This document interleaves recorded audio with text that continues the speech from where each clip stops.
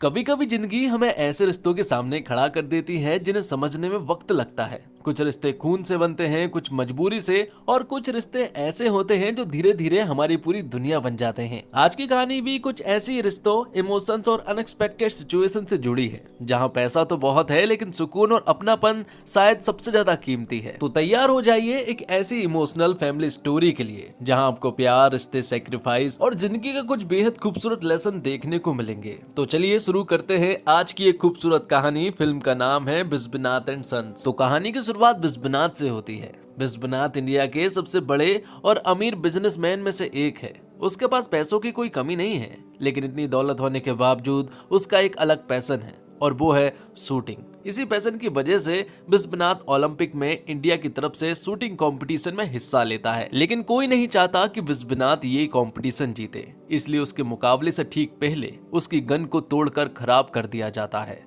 अब कंपटीशन शुरू होने में बस थोड़ा ही वक्त बचा है और बिस्वनाथ को समझ नहीं आता कि आखिर करे तो क्या करे। तभी उसे बचपन में अपने पिता की कही हुई एक बात याद आती है। उसके पिता हमेशा कहा करते थे कि अगर हमारी कोई चीज खराब हो जाए या टूट जाए तो उसे तुरंत फेंक देना सही नहीं है।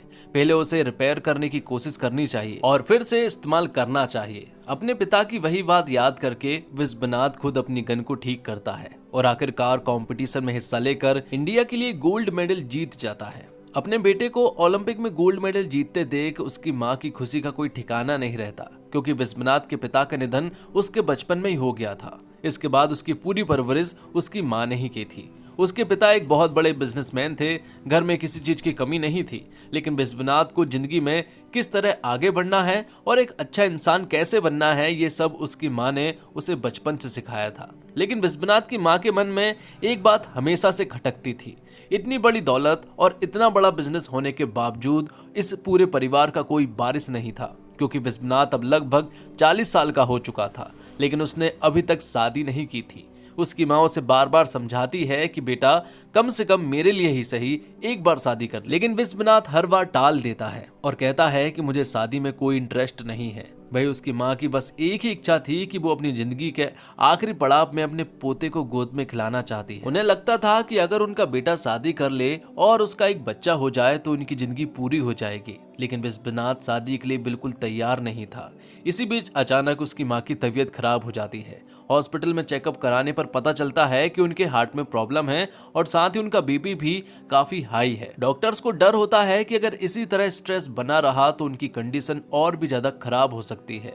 इसलिए डॉक्टर्स उनकी सर्जरी की तैयारी शुरू कर देते हैं, लेकिन डॉक्टर ये भी समझते हैं कि सर्जरी के बाद उनकी रिकवरी के लिए उनका मेंटली रिलैक्स्ड रहना बहुत जरूरी है। आखिरकार डॉक्टर उनसे पूछ बैठते हैं कि आखिरकार आपको चिंता किस बात की है। तब वह कहती है, मेरी बस एक ही चिंता है, मेरी बेटी की शादी हो जाए। तभी डॉक्टर बिस्वनाथ से कहता है कि देखिए, आपकी माँ का ऑपरेशन हम कर देंगे, लेकिन इसके बाद उनकी हेल्थ ठीक रखना काफी हद तक आपके हाथ में है, क्योंकि इस उम्र में स्ट्रेस लेना अच्छी बात नहीं होती है। इतना ही नहीं, डॉक्टर उसे अपने जान पहचान की एक लड़की के बारे में भी बताता है। वो लड़की विदेश में रहती है और खुद भी एक डॉक्टर है। डॉक्टर को लगता है कि दोनों की अच्छी कंपैटिबिलिटी हो सकती है और बिस्वनाथ भी आखिरकार सोचता है कि शायद माँ की खुशी के लिए एक बार कोशिश करने में कोई बुराई नहीं है। इसके बाद बिस्वनाथ उस लड़की से बात करना शुरू करता है। धीरे धीरे दोनों के बीच अच्छी बॉन्डिंग हो जाती है और दोनों एक दूसरे के काफी अटैच हो जाते हैं। लड़की विदेश में रहती थी, इसलिए बिस्वनाथ भी उससे मिलने के लिए बार बार फॉरेन जाता रहता था।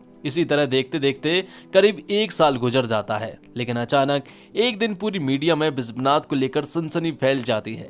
हर जगह खबर चलने लगती है कि बिस्वनाथ विदेश से वापस लौट आया है। लोग सोचते हैं कि शायद उसने उस लड़की से शादी कर ली है, लेकिन जब बिस्वनाथ एयरपोर्ट से बाहर निकलता है तो सबके होश उड़ जाते हैं, क्योंकि उसके हाथ में शादी का कोई जोड़ा नहीं बल्कि एक छोटा सा बच्चा होता है। आसपास मौजूद हर इंसान हैरानी से बिस्वनाथ और उस बच्चे को देखने लगता है। आखिर उसके हाथ में मौजूद ये बच्चा किसका है? मीडिया उससे सवाल करती है, ये बच्चा किसका है? बिस्वनाथ बिना किसी हेजिटेशन के सिर्फ इतना कहता है, ये मेरा बेटा है। लेकिन जब बिस्वनाथ से उसकी पत्नी के बारे में पूछा जाता तो बिस्वनाथ बताता कि इस बच्चे की कोई माँ नहीं है, उसने सरोगेट मदर की मदद से इस बच्चे को जन्म दिलवाया है। अब कोई यह नहीं कह सकता कि मेरे पास कोई बच्चा या वारिस नहीं है, मेरे परिवार को उसका वारिस मिल चुका है। बिस्वनाथ की ये बात सुनते ही उसकी माँ को एक बहुत बड़ा शौक लगता है। वो सोचती है कि ये तुमने क्या कर दिया।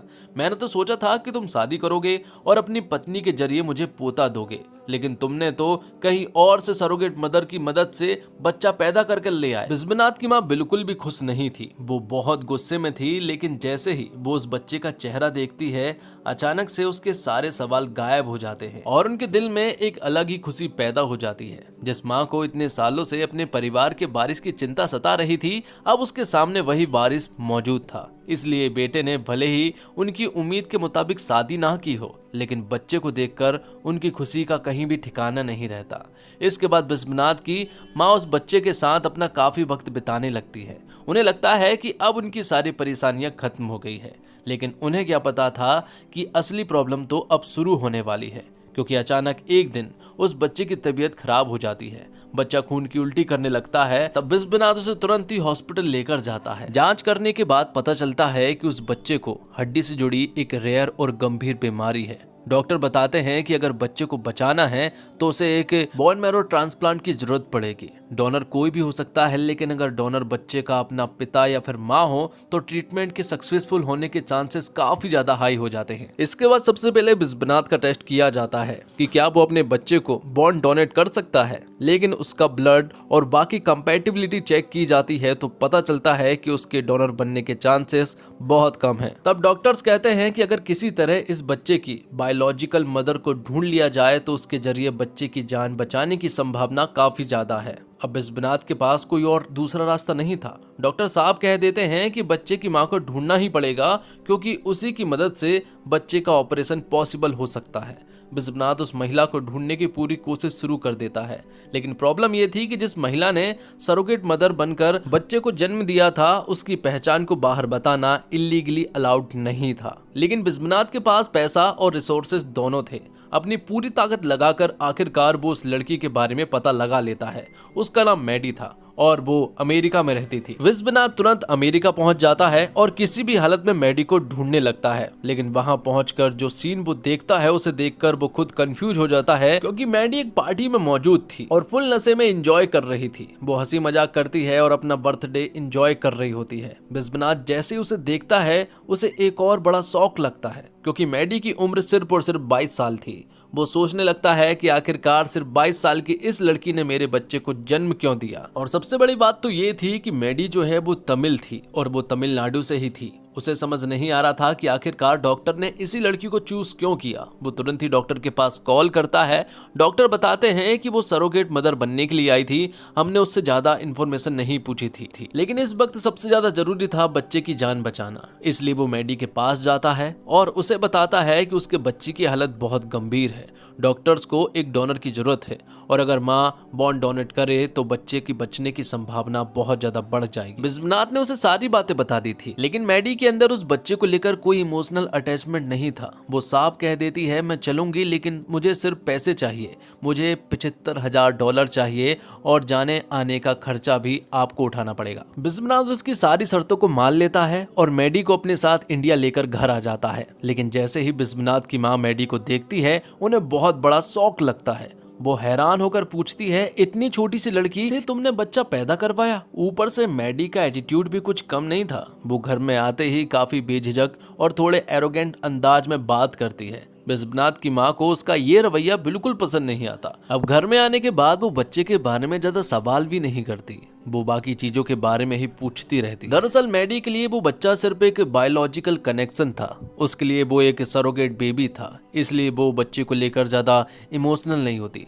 लेकिन रात में जब बच्चा लगातार रोने लगता तो बिस्वनाथ की माँ ही उसे संभालती रहती। बच्चे रोने की आवाज सुनकर मैडी भी वहां आती और पहली बार वो बच्चे को अपने करीब लेकर उसे चुप कराने की कोशिश करती है। थोड़ी देर में वो बच्चे को हंसाने में कामयाब भी हो जाती है। यह देखकर बिस्वनाथ की माँ उससे पूछती है, आखिर तुमने इस बच्चे को जन्म देने का फैसला क्यों किया? तुम्हारी कहानी क्या है? तब मैडी अपनी जिंदगी की कहानी बताने लगती है। वो कहती है कि जब वो बहुत छोटी थी तभी उसके माता पिता दोनों की मौत हो गई थी।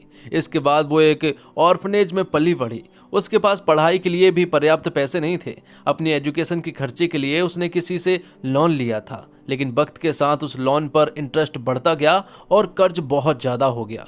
उसी दौरान उसे पता चला कि अगर वो सरोगेट मदर बनती है तो बदले में उसे अच्छी खासी रकम मिल सकती है। इसलिए उसने सरोगेट बनने का फैसला किया।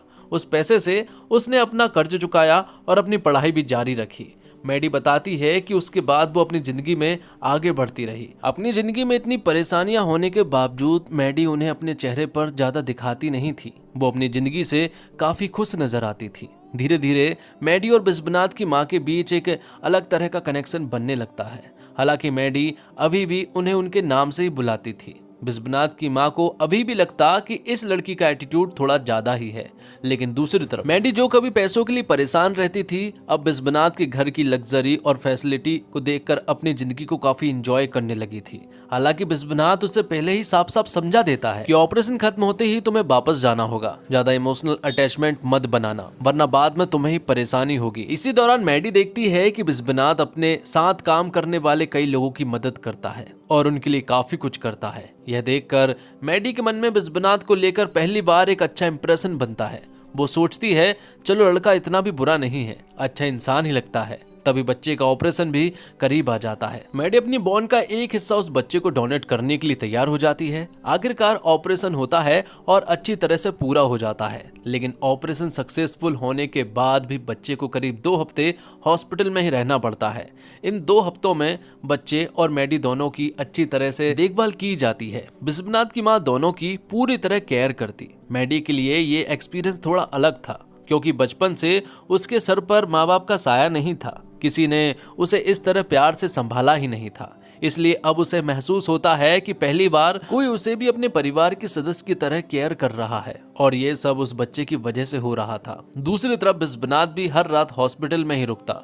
वो अपने बच्चे को लेकर काफी परेशान रहता और पूरी रात उसके पास मौजूद रहता। बिस्वनाथ का अपने बच्चे के लिए इतना केयर करना देखकर मैडी भी अंदर से काफी प्रभावित होती है। इसी बीच मैडी बिस्वनाथ से एक बात कहती है। वो कहती है मैं यहाँ सिर्फ पैसों के लिए आई थी, लेकिन यहाँ आने के बाद पता नहीं क्यों अब मुझे उन पैसों की उतनी चाहत ही नहीं रही।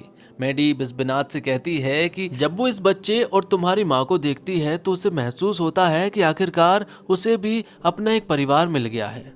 वो मानती है कि शुरुआत में उसने इस ऑपरेशन के लिए सिर्फ पैसे की वजह से ही हाँ कहा था, लेकिन धीरे धीरे उसके अंदर एक माँ वाली फीलिंग आ गई है। अब वो सच में चाहती है कि ये बच्चा पूरी तरह ठीक हो जाए और वो उसकी केयर करे। मैडी की बात सुनकर बिस्वनाथ उसे भरोसा देता है, तुम किसी बात की चिंता मत करो, जब तक तुम मेरे साथ हो और तुम्हारी पूरी रिस्पॉन्सिबिलिटी मेरी है, मैं तुम्हें हमेशा सेफ रखूंगा। बिस्वनाथ की ये बात सुनकर मैडी के चेहरे पर खुशी आ जाती है, क्योंकि बचपन से उसके मन में एक खालीपन था। वो सोचती थी कि क्या उसकी जिंदगी में भी कोई ऐसा इंसान या परिवार आएगा जो उसे अपना समझेगा, और अब पहली बार उसे ऐसा परिवार मिला था जहां उसे प्यार और अपनापन मिल रहा था।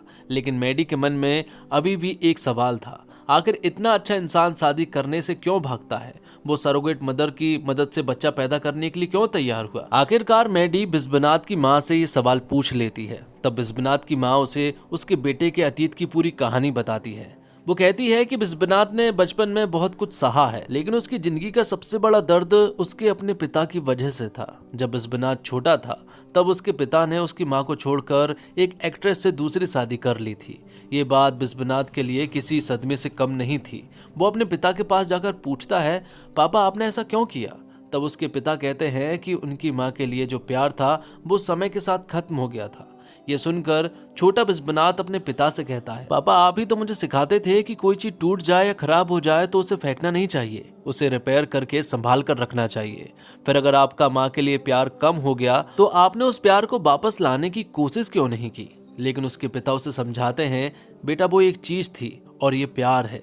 जब तुम बड़े हो जाओगे और तुम्हारी शादी होगी तब तुम्हें समझ आएगा। हो सकता है कि एक दिन तुम्हारा अपनी पत्नी के लिए प्यार कम हो जाए और तुम किसी दूसरी लड़की से प्यार करने लगो। अपने पिता की ये बात सुनकर बिस्वनाथ के मन में शादी को लेकर एक बहुत बड़ा फैसला हो जाता है। वो अपने पिता से कहता है, आपने जो गलती की है वो आप कर सकते हैं, लेकिन मैं ये गलती कभी नहीं करूंगा।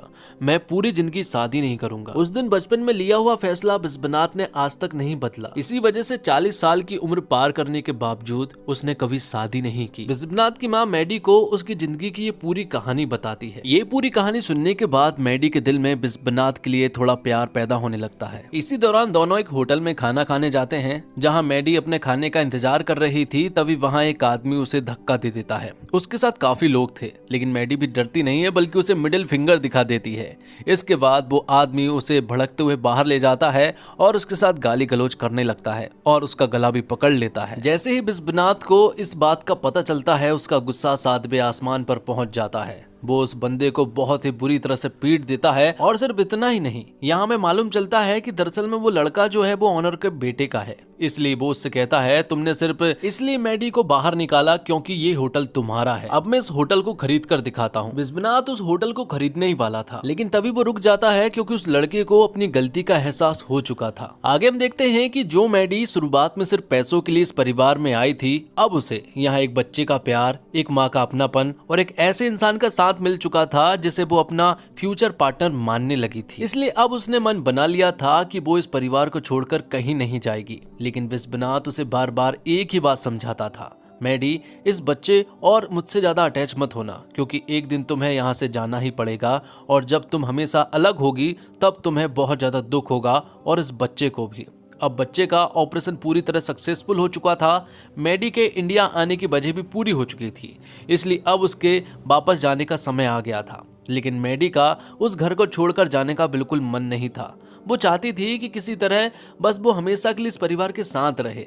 इसी दौरान वो बिस्वनाथ की माँ को अपने पास बुलाती है और उन्हें सारी सच्चाई बता देती है कि वो बिस्वनाथ से प्यार करने लगी है और वो इसी घर में रहना चाहती है। ये खुशी सुनकर बिस्वनाथ की माँ का खुशी का ठिकाना नहीं रहता। वो खुशी खुशी बिस्वनाथ के पास जाती है और कहती है, बिस्वनाथ, मैडी को जाने की जरूरत नहीं है, वो तुमसे प्यार करती है और अब हम उसे अपने साथ ही रखेंगे। लेकिन बिस्वनाथ को ये बिल्कुल भी पसंद नहीं आता। वो कहता है, माँ, उसकी उम्र क्या है और मेरी उम्र क्या है? मैं 40 साल का हूँ और वो 22 साल की। हमारे बीच इतना बड़ा एज गैप है। अगर हम दोनों साथ रहे तो आगे बहुत सारी प्रॉब्लम्स होगी। मैं उसके साथ नहीं रह सकता। बिस्वनाथ किसी भी तरह इस रिश्ते के लिए तैयार नहीं होता। वो मैडी को खुद एयरपोर्ट छोड़ने जाता है और वहां से वापस लौट आता है। अब वो ना उस बच्चे को दोबारा देख पाएगी और ना ही उस परिवार का हिस्सा बन पाएगी। लेकिन अगली सुबह न्यूज़पेपर और मीडिया में एक ऐसी खबर फैलती है जिसे सुनकर हर कोई हैरान रह जाता है। अगली सुबह जब लोगों को पता चलता है कि मैडी बिस्वनाथ के घर के बाहर प्रोटेस्ट कर रही है, तो हर कोई हैरान रह जाता है। मैडी साहब कहती है कि मैं इस बच्चे की सरोगेट मदर हूँ और अब मैं अपने बच्चे से मिलना चाहती हूँ, लेकिन मुझे उससे मिलने तक नहीं दिया जा रहा है। वो बिस्वनाथ के खिलाफ केस करने तक की बात कह देती है और जिद पकड़ लेती है कि किसी भी हालत में वो अपने बच्चे को अपने साथ रख कर रहेगी। लेकिन असल में उसके मन में बिस्वनाथ के खिलाफ कोई गुस्सा नहीं था। उसका मकसद सिर्फ इतना था कि किसी भी तरह बिस्वनाथ और वो एक साथ हो जाए। और फिर आखिरकार दोनों के बीच का मामला कोर्ट तक पहुंच जाता है। कोर्ट में भी सिचुएशन काफी कॉम्प्लिकेटेड थी। एक तरफ बिस्वनाथन कहता है कि सरोगेट मदर होने के बावजूद मैडी का इस बच्चे पर कोई भी अधिकार नहीं है, क्योंकि दोनों के बीच एग्रीमेंट साइन हुआ था कि बच्चे के जन्म के बाद मैडी और बच्चे के बीच कोई रिलेशनशिप नहीं रहेगा। लेकिन मैडी भी पीछे हटने वाली नहीं थी। वो कहती है कि वो एग्रीमेंट अमेरिका में साइन हुआ था, इंडिया में नहीं, इसलिए इंडिया के लॉ के हिसाब से उस एग्रीमेंट को यहाँ वैलिड नहीं माना जा सकता। इसके बाद मैडी एक और पॉइंट उठाती है। वो कहती है, ठीक है, मान लिया कि बच्चा बिस्वनाथ का है, लेकिन इस उम्र में एक बच्चे को सिर्फ पैसे और फैसिलिटी नहीं बल्कि एक माँ की भी जरूरत होती है। वो आगे कहती है कि बिस्वनाथ एक बहुत बड़ा बिजनेसमैन है।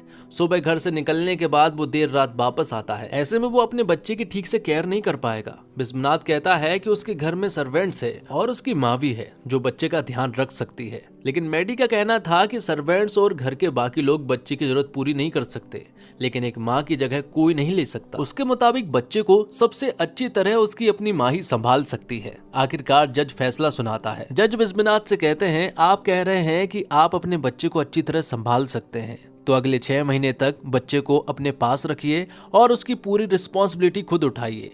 अगर इन 6 महीनों में बिस्वनाथ बच्चे को सुरक्षित और अच्छी तरह पालता है तो कोर्ट ये मान लेगा कि बच्चा उसके साथ सेफ है। लेकिन कोर्ट इस पूरे समय बिस्वनाथ पर नजर रखने के लिए एक स्पेशल टीम भी भेजता है। ये टीम समय समय पर चेक करेगी कि बिस्वनाथ बच्चे की किस तरह से केयर कर रहा है और उसकी पूरी रिपोर्ट जज को दी जाएगी। अगर रिपोर्ट पॉजिटिव रही तो बच्चा बिस्वनाथ के पास ही रहेगा, लेकिन अगर रिपोर्ट नेगेटिव आती है तो बच्चे की कस्टडी मैडी को दे दी जाएगी। अब बिस्वनाथ के पास कोई और दूसरा ऑप्शन नहीं था। उसने अपना काम लगभग छोड़ दिया और खुद बच्चे की पूरी रिस्पॉन्सिबिलिटी लेने लगा। यहाँ तक कि बच्चे का डायपर बदलने का काम भी अब वही खुद करने लगा था। लेकिन बिस्वनाथ बचपन से ही बहुत ज्यादा हाइजीन कॉन्शियस रहा था, इसलिए डायपर बदलते वक्त भी वो मास्क और ग्लव्स और बाकी सेफ्टी जैसी चीजें पहनने लगता और उन्हीं चीजों को पहनकर काम करता जैसे कोई बड़ा ऑपरेशन कर रहा हो। कोर्ट की मॉनिटरिंग टीम जब ये सारी चीजें देखती है तो वो हैरान रह जाती है। वो ये सारी चीजें देखकर पूछते हैं कि ये बच्चा आपका ही है, आप कोई सीरियस ऑपरेशन नहीं कर रहे हैं, इतनी सारी चीजें पहनकर आप बच्चों की केयर कैसे करेंगे। लेकिन मॉनिटरिंग टीम को उस पर बिल्कुल भरोसा नहीं होता। उधर जज ने एक और इम्पोर्टेंट कंडीशन रखी थी। इन 6 महीनों के दौरान मैडी भी बच्चे के साथ उसी घर में रहेगी, वो भी बच्चे की केयर में शामिल होगी और कोर्ट ये ऑब्जर्व करेगा कि दोनों बच्चे को किस तरह संभालते हैं।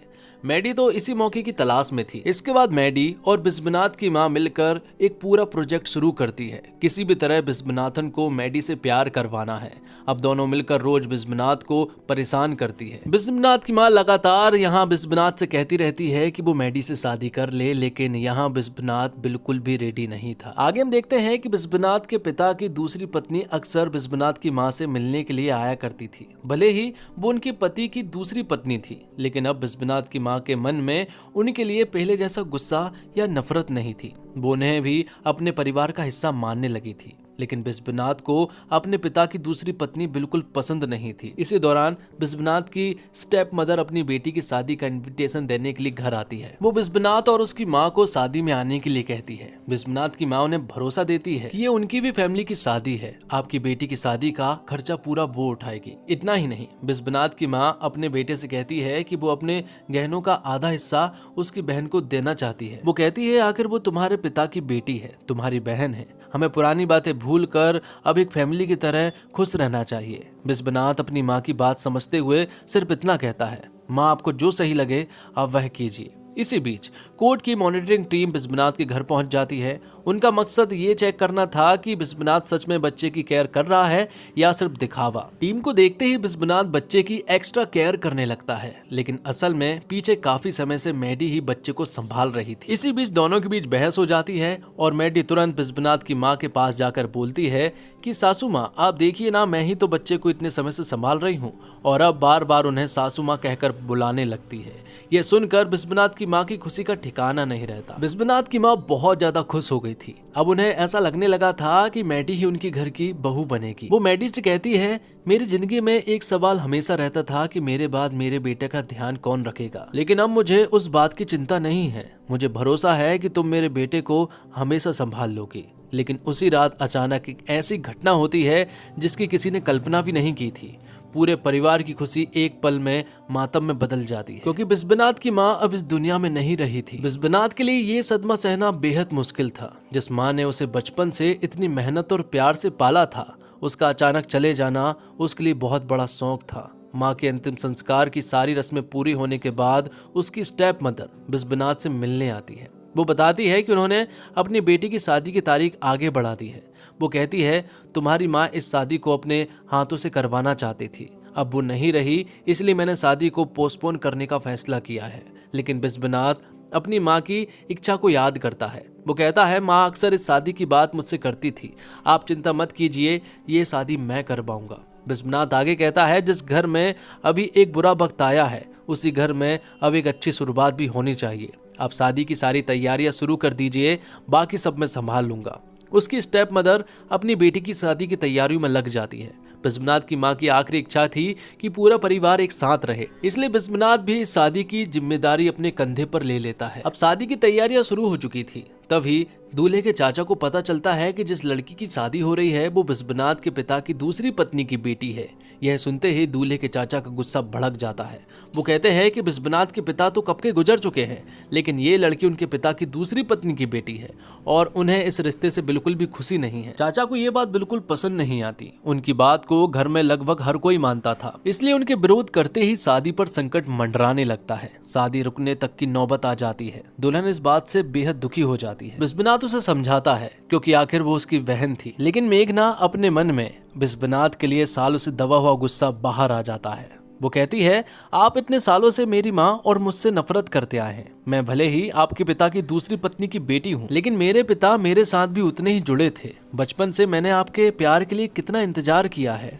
वो आगे बताती है कि सिर्फ उनके गुस्से की वजह से उसने बचपन से ही अकेलापन झेला है। यहाँ तक कि जब उसके दादा दादी को पता चला कि उसकी माँ ने दूसरी शादी कर ली है तो उन्होंने भी हमसे मिलना जुलना बंद कर दिया था। इस वजह से उसने और उसकी माँ ने पूरी जिंदगी बहुत सारी परेशानियां झेली हैं।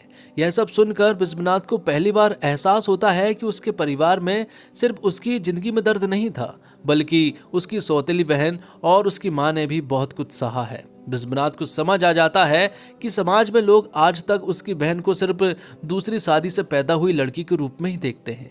उसके दादा दादी आज तक उससे मिलने नहीं आए, इसलिए बिस्वनाथ फैसला करता है कि अब वो अपनी बहन के लिए हर चीज ठीक करेगा। वो सबसे पहले उसके दादा दादी के घर जाता है और उनसे कहता है कि आपकी बेटी ने दूसरी शादी की थी, लेकिन वो आज भी आपकी बेटी है। उसने आपके लिए बहुत कुछ किया है। अब पुरानी सारी बातें भूल जाइए और अपनी पोती की शादी में जरूर आइए। अब सबसे बड़ी प्रॉब्लम थी दूल्हे के चाचा को मनाना। बिस्वनाथ उनके पास जाकर कहता है, चाचा आप ऐसा क्यों कर रहे हैं? सिर्फ इसलिए कि दूसरी शादी से पैदा हुई है? आप उसे गलत मत समझिए, वो भी इसी परिवार का हिस्सा है। और सबसे बड़ी बात मेरी बहन है, अगर उसकी बेइज्जती होगी तो मेरी भी होगी। बिस्वनाथ उन्हें समझाता है कि आखिरकार ये दो लोगों की जिंदगी का सवाल है। काफी समझाने के बाद आखिरकार वो दूल्हे के चाचा को शादी के लिए राजी कर लेते हैं। आखिरकार सारी परेशानियां खत्म हो जाती है और शादी भी अच्छी तरह से हो जाती है। लेकिन इस पूरी घटना के बाद बिस्वनाथ अपनी जिंदगी के बारे में सोचने लगता है। उसे एहसास होता है कि उसने अपनी जिंदगी में कई चीजें खो दी है और कई गलतियां भी की है। उसकी माँ ने उसे हमेशा सिखाया था कि परिवार सिर्फ खून के रिश्तों से नहीं बनता, भले ही कोई दूसरी शादी से परिवार में आया हो, लेकिन वो भी परिवार का हिस्सा ही होता है।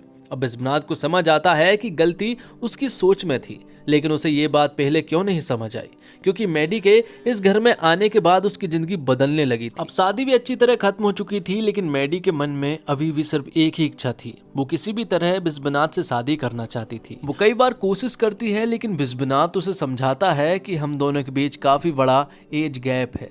तुम अपनी पढ़ाई कर रही हो, अगर हमने शादी कर भी ली तो एक समय ऐसा आएगा जब तुम्हें मैं सपोर्ट नहीं कर पाऊंगा। जब मैं 60 साल का हो जाऊंगा तब तुम सिर्फ 40 की होगी। उस उम्र में तुम्हारा मन करेगा कि तुम पूरी दुनिया घूमो, नई चीजें देखो और जिंदगी एंजॉय करो, लेकिन शायद उस वक्त मेरे शरीर में उतनी ताकत नहीं होगी।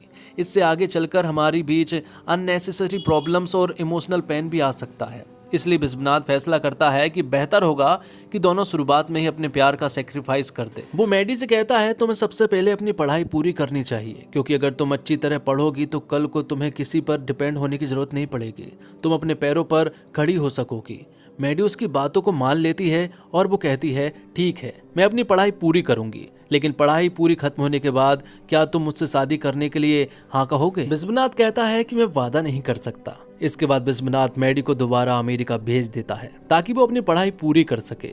उसकी पढ़ाई और वहां रहने का पूरा खर्चा भी बिस्वनाथ ही उठाता है, क्योंकि उसने शुरुआत में ही मैडी से वादा किया था कि जब तक वो उसके साथ है उसकी पूरी रिस्पॉन्सिबिलिटी वही उठाएगा। इसी तरह कई साल गुजर जाते हैं।